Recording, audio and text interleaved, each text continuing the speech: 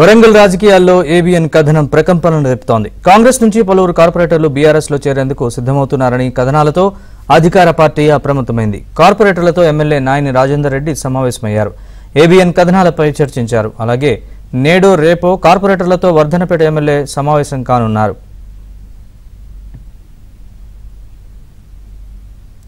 ఇదే అంశానికి సంబంధించిన పూర్తి వివరాలు మా ప్రతినిధి నవీన్ అడిగి తెలుసుకుందాం. నవీన్, చెప్పండి పూర్తి వివరాలు. నరేష్, ఏబిఎన్ ఆంధ్రజ్యోతిలో కాంగ్రెస్ అధికార పార్టీ కాంగ్రెస్ నుంచి పలువురు కార్పొరేటర్లు బీఆర్ఎస్ లోకి వెళ్తున్నారు. అంటే గతంలో బీఆర్ఎస్ నుంచి కాంగ్రెస్ లోకి చేరినటువంటి వాళ్ళు ఇక్కడ కొందరు ఎమ్మెల్యేల పనితీరుతో వాళ్ళు మళ్ళీ బ్యాక్ టు పెవిలియన్ అన్నట్టుగా తిరిగి బీఆర్ఎస్ లో వెళ్లేందుకు రంగం సిద్ధం చేసుకుంటున్నారని ఏబిఎన్ ఆంధ్రజ్యోతిలో కథనం ప్రసారమైంది సోమవారం రోజు. ఆ సోమవారం రోజు కథనం ప్రసారమైన దగ్గర నుంచి ఇటు బీఆర్ఎస్ లో ఇటు కాంగ్రెస్ లో కూడా వరంగల్ రాజకీయాల్లో కూడా ఈ ఏబిఎన్ కథనాలు చర్చానీయాంశమయ్యాయి.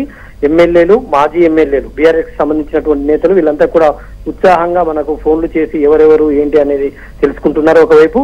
అయితే దీంతో అప్రమత్తమైనటువంటి అంటే కాంగ్రెస్ పార్టీ అధిష్టానం నుంచి రాష్ట్ర పిసిసి నుంచి టిపిసిసి నుంచి వచ్చినటువంటి ఆదేశాల మేరకు ఇక్కడ పలువురు ఎమ్మెల్యేల పైన పిసిసి అయితేనేమి అటు ముఖ్యమంత్రి కూడా కొంత సీరియస్ అయినట్టు తెలిసింది. మొన్న సిడబ్ల్యూసి సమావేశంలో ఇక్కడ జరిగినటువంటి సమావేశంలో కూడా చర్చ జరిగినట్టు తెలుస్తుంది. ఈ క్రమంలోనే ఎమ్మెల్యేలు కార్పొరేటర్లతో బుజ్జగింపులు చేసేటువంటి ప్రయత్నం చేస్తున్నారు. కొద్దిసేపటి క్రితమే వరంగల్ వెస్ట్ నియోజకవర్గానికి అంటే వెస్ట్ నియోజకవర్గం నుంచి ఎవరు కూడా కార్పొరేటర్లు పోనప్పటికీ ముందస్తుగా అప్రమత్తత చేసుకునేందుకు వరంగల్ వెస్ట్ నియోజకవర్గ ఎమ్మెల్యే నాయని రాజేందర్ రెడ్డి ప్రస్తుతం సమావేశమయ్యారు. కార్పొరేటర్లంతా కూడా ఇక్కడే ఆయన ఛాంబర్ లో అఫీషియల్ ఏదైతే క్యాంప్ ఆఫీస్ ఉందో బాలసముద్రంలోని క్యాంప్ ఆఫీస్ లో ప్రస్తుతం ఆయన కార్పొరేటర్లతో సమావేశం అయి ఉన్నారు.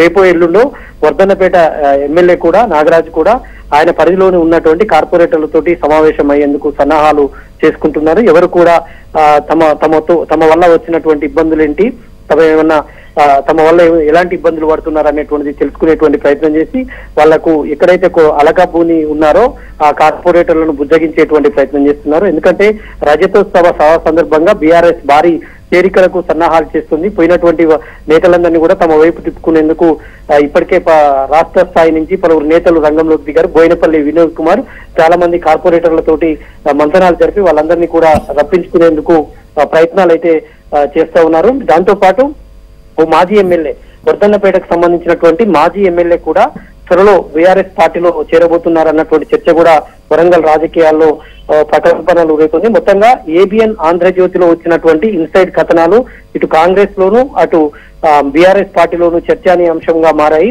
అటు అధిష్టానం వరకు కూడా వెళ్లి కార్పొరేటర్లతో మాట్లాడాలన్నటువంటి ఆదేశాలతో ఇటు మంత్రి కొండ సురేఖ నియోజకవర్గంలోను అంటే వరంగల్ తూర్పు కాన్స్టిట్యున్సీ, తర్వాత పశ్చిమ కాన్స్టిట్యున్సీ నాయని రాజేందర్ రెడ్డి ప్రస్తుతం సమావేశమయ్యారు.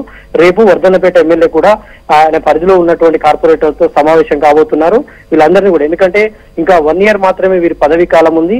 ఈ పదవీ కాలంలోనే మళ్ళీ వీళ్ళందరినీ కూడా తమ వైపు తిప్పుకొని కాంగ్రెస్ పార్టీ చేస్తున్నటువంటి సంక్షేమ అభివృద్ధి కార్యక్రమాలను ప్రజల్లోకి తీసుకెళ్లేలా ప్రణాళికలు చేయాలని వారితో చెప్పే అవకాశం ఉంది. ఎమ్మెల్యేలు కూడా వాళ్లకు ఎక్కడైతే అలకబుడినటువంటి కార్పొరేటర్లు ఉన్నారో వాళ్లకు హామీలు ఇచ్చేటువంటి ప్రయత్నాలు అయితే చేస్తా ఉన్నారు. ఇప్పటికే నాయని రాజేందర్ రెడ్డి సమావేశమయ్యారు.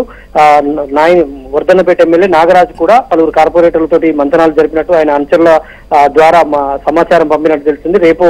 రేపో ఎల్లుండో వాళ్ళతో కూడా సమావేశం అయ్యేటువంటి అవకాశం ఉంది. మొత్తంగా బీఆర్ఎస్ రజతోత్సవ సభ నాటికి వీళ్ళందరినీ సెట్ చేసేటువంటి అవకాశాలు అయితే కనిపిస్తున్నాయి. ఎవరు కూడా బీఆర్ఎస్ లోకి వెళ్లకుండా అందరినీ కట్టడి చేసేటువంటి ప్రయత్నాలు అయితే ఒకవైపు కాంగ్రెస్ పార్టీ చేస్తోంది. Naresh, right, thanks for the update Naveen.